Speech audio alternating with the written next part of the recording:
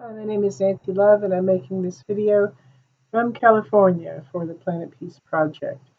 This is the emblem I wear every day to remind myself of Silver Bell and the Cats of Love, Ashanti, Golden Akasha, Starlight Zen Star, and Bhakti Yogini. They are with me forevermore. This is a drawing I did, came out of my subconscious. I'll go ahead and explain it. I just drew a TR3B one time, and then this whole entity kind of sprang up around it, and I kind of like it and identify with her. So I'm putting her in my video just for grins. I want to talk more about drug addiction. And I just heard today, I'm going to cry. I just heard today from someone who is in a treatment facility now for a variety of reasons and trying to get detoxified and straight with life, asking profound questions about the very basis of spirituality and existence itself. And I admire that about him so much. But he said that an associate of his there at that clinic passed away yesterday of, yep, you guessed it, fentanyl. And fentanyl is now the leading cause of death in people in America aged 18 to 45. It's an extremely dangerous, toxic substance that is robbing people of their futures and causing a lot of pain. So if you have any relationship or connection to that toxic substance, please get free of it. It is a synthesized painkiller that is 7 to 10 times stronger than morphine and extremely addictive. Although I can't understand why anybody would want it since it causes agitation and all kinds of psychological problems. It can cause drowsiness and even death, as we all know by now. I also had a conversation with someone who was a big drug dealer in Texas a number of years ago. And although I think of him only once or twice a year or every couple of years, he says he basically is stalking me online and has at times hacked my computer, my phone, my email, and things of that nature, which is pretty darn scary. And I'm going to have to see to that from a legal standpoint. And because I don't know why someone would become obsessed with me, but there you go. Um, and the guy has a body fat percentage of approximately 4%, maybe 3. And if you're into fitness, if you're into weight training or cardiovascular training and things of that nature, then what you never want to do is drop your body fat percentage lower than 5% if you're a guy, or lower than 7% if you're a female, because at those levels, relative to your gender, there's not enough fat in your brain for your nervous system to function. Yes, your myelin sheaths that are coating the nerve cells in your brain are made mostly of omega 3 fatty acids. And I've written a book on O3s, but I based it on fish oil studies. And as a vegetarian and then vegan, I can no longer promote the use of fish oil. So I have to reinvent the book using vegan based plant source um, omega sources of omega 3 fatty acids, and there are plenty of them. Spinach is one of the best. Buttercup lettuce is another. Butter crunch lettuce, I think it's called. But so here we go with people who I think are on such strong drugs that they're dropping their body fat percentage down very, very low. And then the brain itself begins to malfunction very, very badly. It is literally short circuiting, because what is the myelin sheath around your neurons? It is insulation. And let's say you had a bunch of wires, electrical wires in some device, and you ripped the insulation off of them or just hazarded it somehow and made it intermittently functional or present. Then what you get whenever those wires touch, and believe me, they will if they're in your brain by analogy, is short-circuiting and malfunctioning. And I could tell just by talking to this person, and I'm making this video because I think that he is going to see it. And I'm reaching out across the miles and across the years to say, you need to chill out, man. You need to get some flaxseed oil or cashew butter or something and put the fat back in your brain, because it was really, really glaringly obvious just from talking to that person that he was either extremely high on methamphetamines, cocaine, or something, or that he was so malfunctioning neurologically because of extremely low body fat percentage. And as we all know, methamphetamines, cocaine use, probably the certain diet drugs, possibly Adderall. There are a variety of things that can stimulate the body so thoroughly and perpetually that a person becomes extremely thin, and it's called wasting disease. What that person has is wasting disease, and it's causing autocatalysis. It's causing the body to eat itself. So he's not taking enough fat in, uh, plant sourced fat in, to get enough of the very, very necessary dietary fats that would help him function better neurologically. When your brain doesn't function well enough, you can die of heart failure, because your brain is, of course, responsible for sending the proper signals to every other aspect of your nervous system, peripherally and centrally. So, there. Now, the video I wanted to make today was not about those two conversations or those two observations. It was about this. If more people read and did research, there would be a whole heck of a lot fewer drug addicts on this world, and drug dealers as well. Why is that? Because if you read what drugs do to your brain, what they do to your body, what they do to your personality and behavior, you wouldn't do them. Unless, here's the kicker, unless that downward spiral has occurred and you are trying to understand information of that nature with a brain that is so addled that you can't, that it's not functional.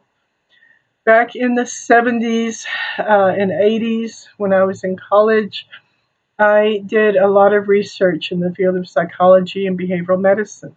I was in the anatomy classes and physiology classes and biochem classes and all those things that were basically pre-med oriented, although I really didn't plan on getting a medical degree. I wanted to go into psychology and art, which I did.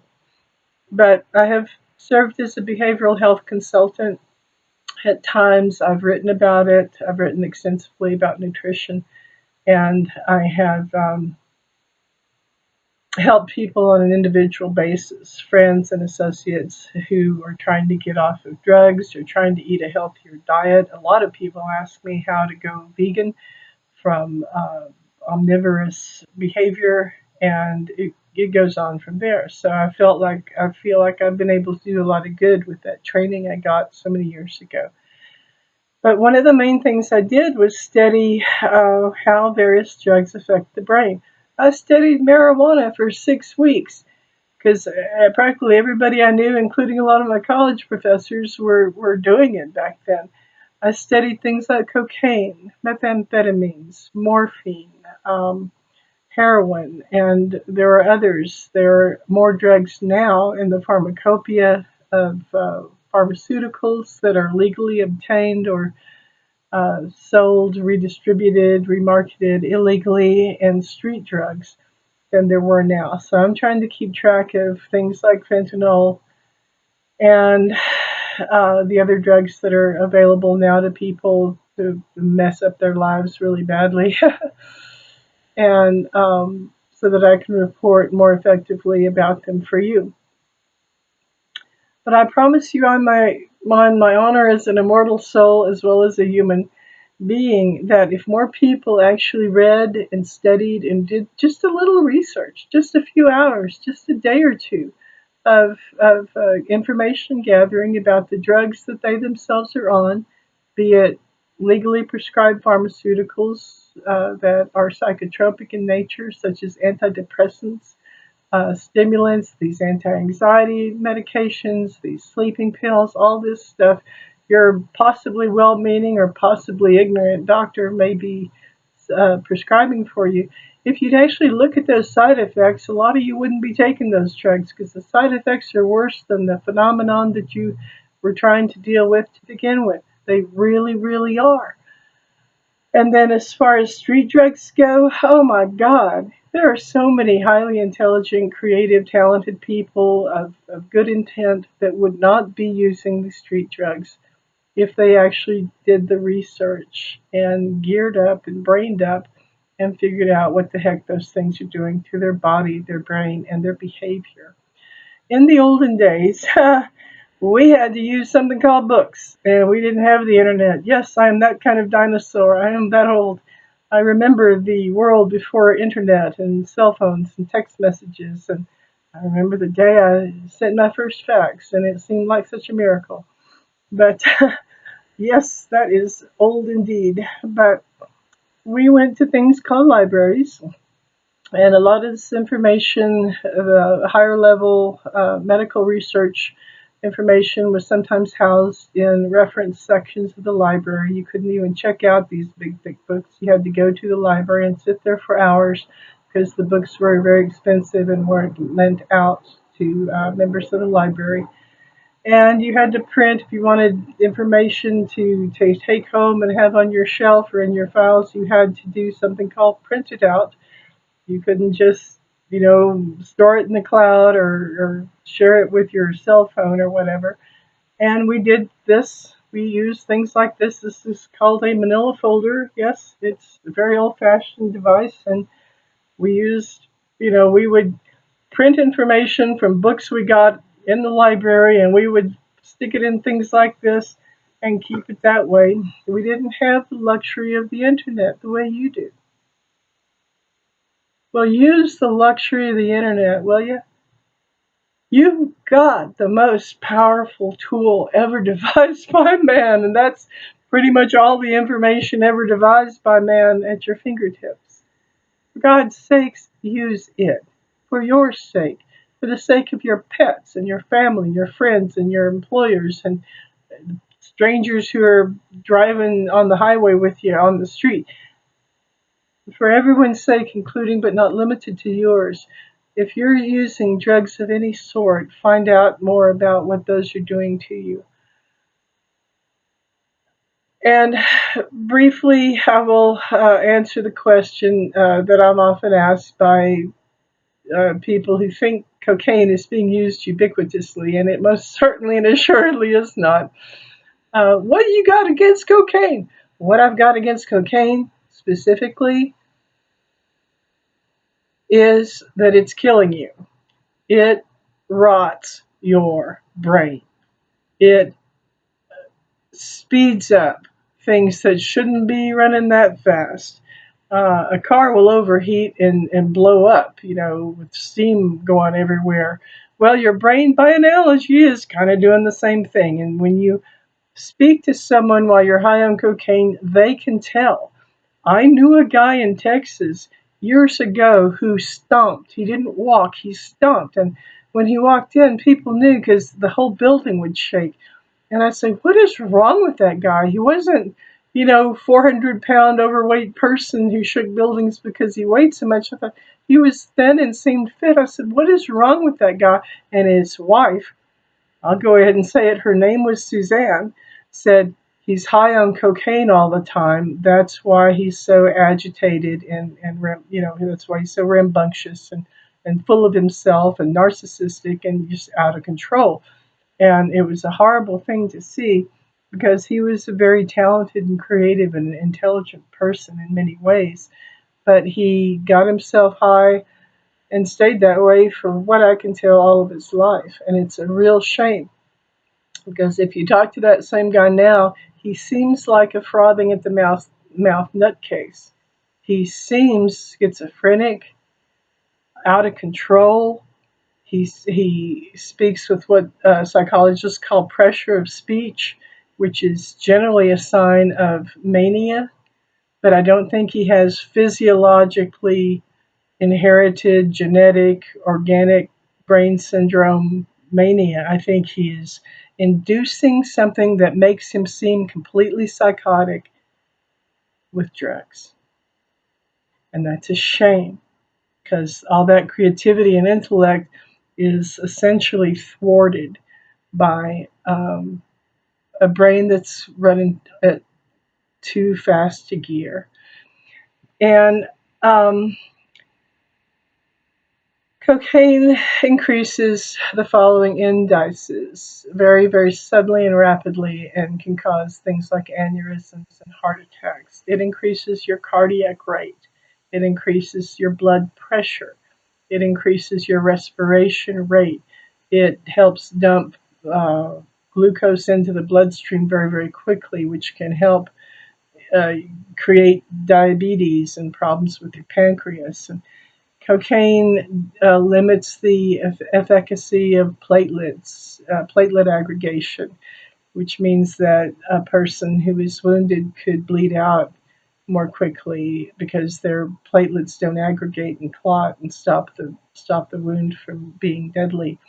There are so many things, particularly the heart rate, the increase in the heart rate, that are problematic for the brain. But over the long term, I have practically held people while they cry because they have to get some sort of bizarre plastic surgery procedure done to put a synthetic septum back in their nose because they had so much damn cocaine in their lives that it rotted out the septum between their nasal passages. And instead of having two nostrils the way nature and God intended, they now only have one big old nostril with a hole in it. And it's a very problematic thing to have.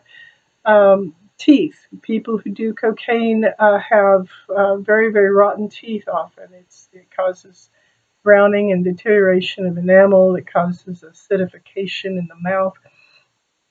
And you remember, all that stuff is leaking down from the pharynx into the larynx. Cocaine you stick in your nose is going to leak into the mouth. Yeah, and affect everything from your taste buds to saliva production, and that affects the health of your teeth. And as we all know, if you've ever had teeth problems, there's nothing more painful than an exposed nerve in your mouth. It's extremely well supplied with nerve endings, and it's a very, very sad and bad thing to see someone's teeth go from drug use. Then we have osteoporosis. There are people who, at a very, very young age, have very, very fragile bones because cocaine use causes a leaching out of calcium in particular, and some other minerals from your bones. So, a 25-year-old I knew in Texas who had done cocaine for 9 years since he'd been about 16 years old had been told that he had the bones of an 80-year-old woman. And he was always just terrified of falling down because he could have extremely severe fractures. And when a person has cocaine induced osteoporosis, the bones are not just more likely to break, they're likely to shatter. And those fragments can get into your bloodstream and go into your heart and your lungs and so forth. So, and that can cause strokes. The list of physiological ramifications of cocaine use is extremely long, and I invite you, if you ever do that, if you're at parties where that's done, if you live in a household where your brother or sister or mother or father or somebody is doing it, I invite you to do even an hour or two of research. It's easy. Get your Wi-Fi on, and you will be really horrified and possibly much, much more motivated to get off it yourself or get your friends and family off of it as well. And here it comes. Here's the big finish. The worst thing about cocaine use is it affects your behavior. Yeah, it affects your brain and your body. It can affect you legally. It can affect you socially. It can affect you professionally. It can affect you educationally. You can lose all that. But it's so much worse. You can lose your impulse control. And I hear people go yada yada all the time about how they're whining and complaining because they did something while they were on under the influence of cocaine, and they don't want to feel responsible for it, or they don't want to feel, uh, they don't want to own it and feel the natural guilt that they should, because after all, they were high on cocaine and it took over. Well, it wouldn't have taken over if you hadn't have put it in your system. Hello. Make a choice.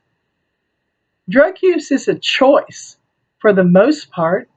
There are some people who are infecting people without their knowledge. There are people now who are so jealous of those of us who don't do drugs by choice that they'll, put something in somebody's system for a variety of reasons, sedatives, stimulants, whatever.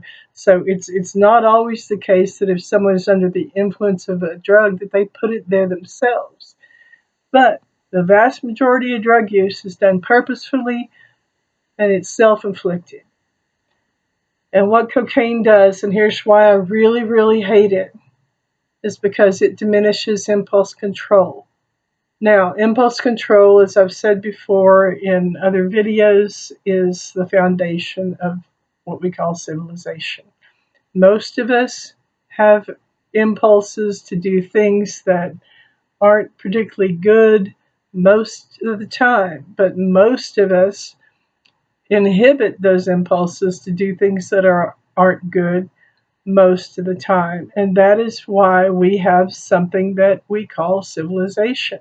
So impulse control equals civilized behavior on the part of humankind. Cocaine diminishes impulse control. It gets you so speedy up there, it starts all these neurotransmitters dumping into your brain, acetylcholine and all these other things, glucosamine and yada yada. It goes on to where people do things and they feel completely out of control. It's like methamphetamines that way. So things that stimulate the brain too much unnaturally can cause a lack of these God-given, society influenced mores, morality, legal compliance behaviors that we all rely on to be safe around each other and ourselves. So when you do cocaine, you are doing something that can cause you to behave in a way that is out of control. You may do violence to innocents. You may do violence and even with words and say things that you would regret. And I find that these excuses that, well, they were high on speed, or they are high on Adderall, or they were high on cocaine, these are not excuses.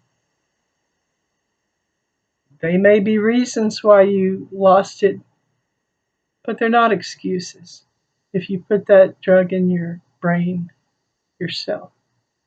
So I'm going to let you go, and I appreciate your time and attention. Read, because if more people read what drugs do to you, fewer people would do drugs. Hello.